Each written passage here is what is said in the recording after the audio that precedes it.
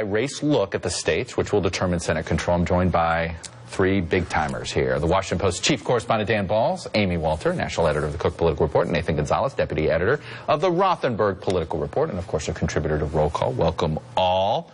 We're going to have a little fun here. I'm going to make you guys just say which way you're leaning. Who would you rather be? We're going to start in Colorado, and in many ways... we're not predicting, but we're... Who would you rather be at this point in time? So it's close. I'm giving you an out, so that way when you get the complaint phone call, right, you get to say, oh, I just said who I'd rather be right now.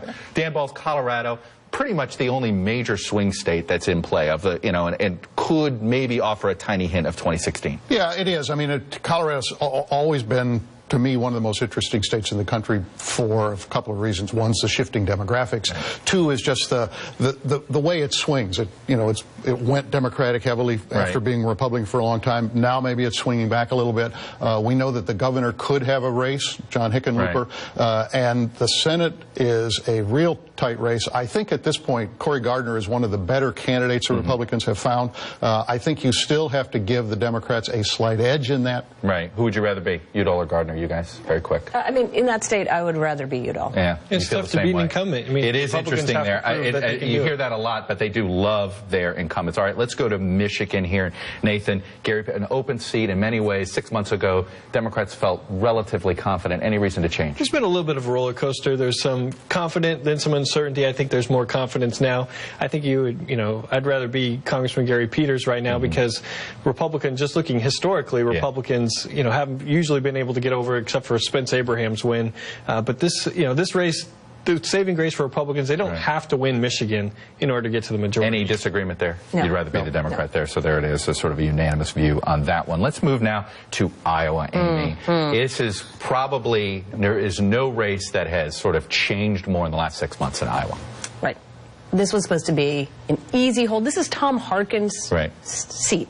Bruce Braley was the candidate that everybody united behind. He was going to have an easy race there. It was supposed to be a difficult Republican primary. That didn't happen. Joni Ernst has turned out to be a very good candidate. Bruce Braley, not as a good pointed candidate. out, not so good, having a lot of troubles. And the state itself, and when we talk about Colorado, swing state, so is Iowa. I mean, let's not forget that Iowa, too, has gone back and forth. It's really more of a purple state. And if I were Republicans, I would much rather be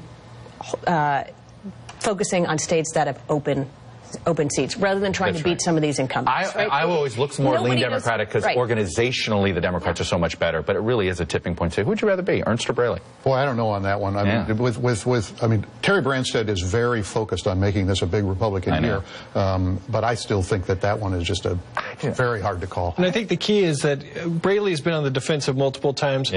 Democrats are about to unload on Joni Ernst. I agree. See how she holds up. We'll see how she holds up. I think I'm there. We'll see. All right. Let's move now to Arkansas. Amy Walter. This is a race that some thought if we were going to have a Republican wave, that this would be off the table right now. It's not off the table. It's not is off that the a good table, sign though, for Democrats? I guess so. I mean, I think, look, I think Arkansas, we always put into the category of, let's just sort of put that maybe not in the safe Republican, but leaning Republican, and worry about all these other states. And you still feel that way? Yeah, I still think if you look at the last few polls, Tom Cotton, very slight lead. I would lean it that way. Nathan, you feel the same way? I think at this point I'd rather be Tom Cotton. Dave, any disagreement? I do too. It feels that way too. The numbers, you just don't know how Pryor gets to 50. I think there's one caveat which a Democrat indicated over the weekend to me, and that is ground game. There's never been a Democratic effort to really do a ground game in Arkansas. And they've made a real one. And they've made a real one. So I think that's one caveat on that race. Alaska, Nathan. This has been, is there a better Democratic incumbent run campaign than Mark Begich's? Well, even Republicans, some Republicans are praising Mark Begich's campaign, but talking about the Democratic ground game, I was talking to a Republican up there last week, and there are 52 Democratic operatives devoted solely to rural Alaska villages. The native Alaskan vote. What does that tell you? Super PAC money, baby. There's nothing comparable up there right now on the Republican side, but the primary, we'll get through the primary, see who it is, and there'll be some, I think, consolidation that's not showing up in the polls. This is another place, too, where we got to remember the third-party candidate. That's right. This is a place where 4, 5, 6%. Mark Begich doesn't need to get to 50% to win this thing. Exactly. I think I'd rather be Begich at this point. North Carolina, Dan Balls, the other swing state that's sort of in the competitive battleground. Yeah, and in a sense, another mega race. I mean, just because of all of the money that's already gone into that race. you know, I think what's been interesting is that the Republicans have unloaded on Hagan earlier in this year. They did. And she's still held in there. Tom Tillis has had problems because of the unpopularity of the legislature. I think at this point it's clearly very much a toss-up. I would not. I think Hagan is in a slightly better position, but boy, that's a tough one. I feel that way too in the Libertarian candidate. Right. I mean, I don't think he's going to get between 9 to 11. He'll get low to mid-single digits. Absolutely. All right, let's move to Louisiana. Amy, on this one, I feel like, and I go to you because we know Charlie, your boss, has so much. I feel like the Cassidy campaign has decided they're playing for the runoff. That's right. Is that a mistake? Well, you mean should he be more aggressive? More aggressive, right going for the win in November. If you play for the runoff, you might not get there. Yeah.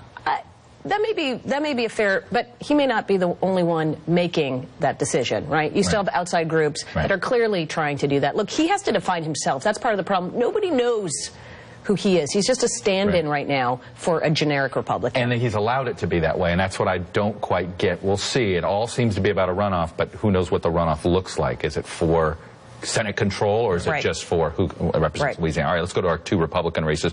Georgia, Nathan, David Perdue. I guess if you were to say Democrats, if they had a choice, they would have picked Perdue over Kingston, but slightly. I mean, not by much. I mean, there's enough to shoot at to make your 30-second ads, no matter if it was Kingston or Perdue. I think we're still in this post-primary phase where the Republican vote hasn't consolidated behind Perdue. I think it'll get there for the most part, but kind of similar to Joni Ernst in Iowa, when Michelle Nunn comes under a lot more scrutiny, we'll see how she holds up as a candidate. Do you buy Michelle Nunn? As a winnable candidate? As a winnable candidate. As a possible winning candidate, but I still think that state is so tough for Democrats. All right, let's go to Kentucky. What's amazing here, Dan, I've heard about 3 or 4. This race hasn't moved in 6 months. And I think there were some Republicans who thought they might have a slight lead by now, and they don't. And that has them a little bit more nervous. They should be nervous. I mean, he's been unpopular. Mitch McConnell's been unpopular all the way through this. She's holding up reasonably well. She's raising a lot of money.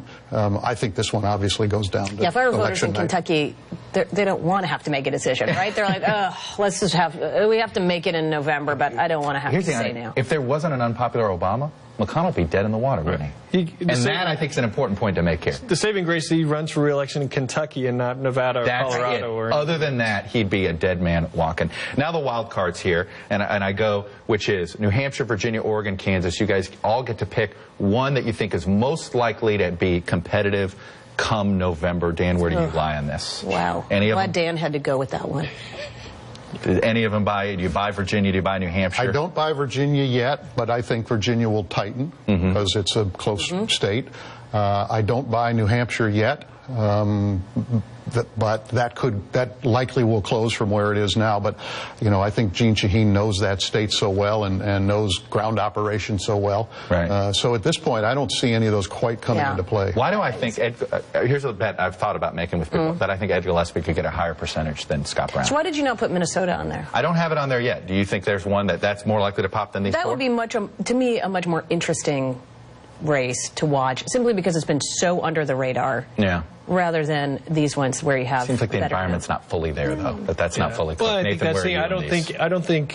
I don't like buying any of them right now. Yeah. But if the president's popularity suffers even more and there's a more drag, I think you kind of see all of them come in or none of them come into play. Well, Kansas is the one weird wild card in there, and that is all about the Pat Roberts primary. How much trouble is he in? I assume he no longer is allowed to do talk radio. Right? Is that right?